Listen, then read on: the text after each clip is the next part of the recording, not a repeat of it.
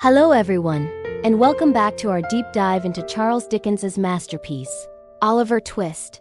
In our last episode, we left young Oliver in a precarious situation, wrongly accused of theft and collapsing in front of a magistrate.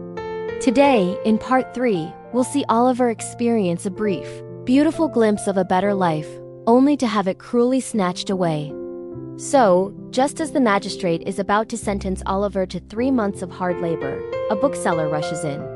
He witnessed the entire incident and testifies that it was actually the artful Dodger and Charlie Bates who committed the robbery, not Oliver. With the truth revealed, Oliver is cleared of all charges. The man whose handkerchief was stolen, a kind and wealthy gentleman named Mr. Brownlow, feels immense pity for the frail and feverish boy. Seeing Oliver's poor condition, he decides to take him home to care for him. At Mr. Brownlow's beautiful clean house in Pentonville, Oliver is put into a real bed for the first time in his life. He's tended to by Mr. Brownlow's gentle housekeeper, Mrs. Bedwin. For days, Oliver drifts in and out of a severe fever. During his recovery, he stares at a portrait of a beautiful young woman hanging in the room.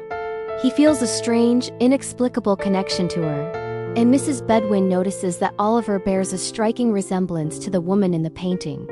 This detail intrigues Mr. Brownlow, who also sees the uncanny similarity. As Oliver gets stronger, he experiences a life he never could have imagined. He's given clean new clothes, eats regular, delicious meals, and is treated with nothing but kindness and affection. It's a peaceful paradise compared to the workhouse in Fagin's den. Oliver is overwhelmed with gratitude and blossoms under this care. He tells Mr. Brownlow and Mrs. Bedwin about his miserable past, and they listen with compassion, solidifying their desire to protect him. Oliver feels safe and loved, finally believing he has found a permanent home.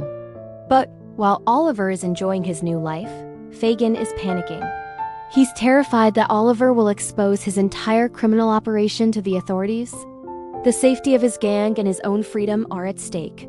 Fagin is desperate to get Oliver back before he can talk. He sends the artful Dodger and Charlie Bates to find out what happened to him. They learn that Oliver was taken to a house in Pentonville, but they don't have the exact address. Fagin knows he needs to act fast.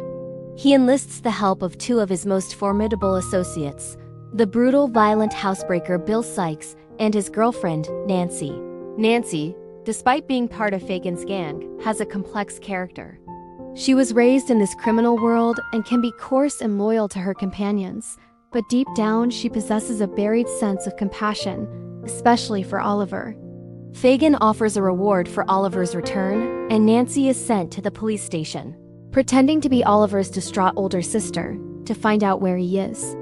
She puts on a convincing performance, and from the clues gathered, Fagin deduces that Oliver is with Mr. Brownlow. Back at Mr. Brownlow's house, a small cloud of doubt appears.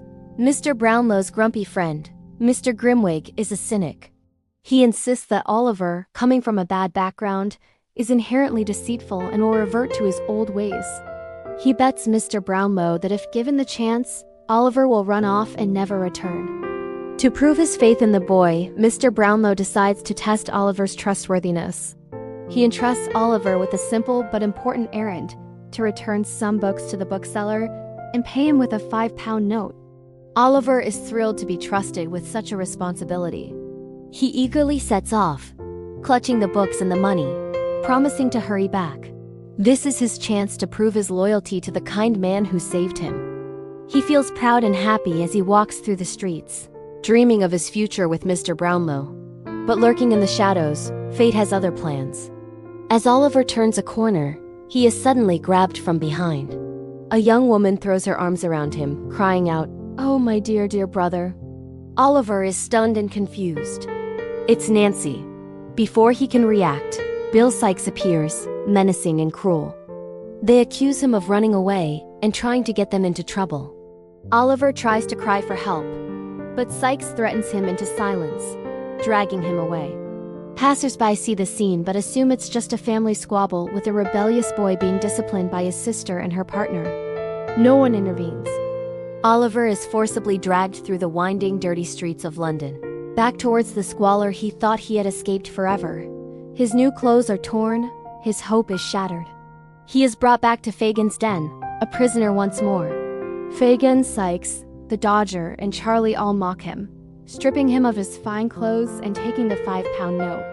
Oliver begs to be allowed to return the money and books to Mr. Brownlow, desperate not to be seen as a thief by the one person who showed him true kindness.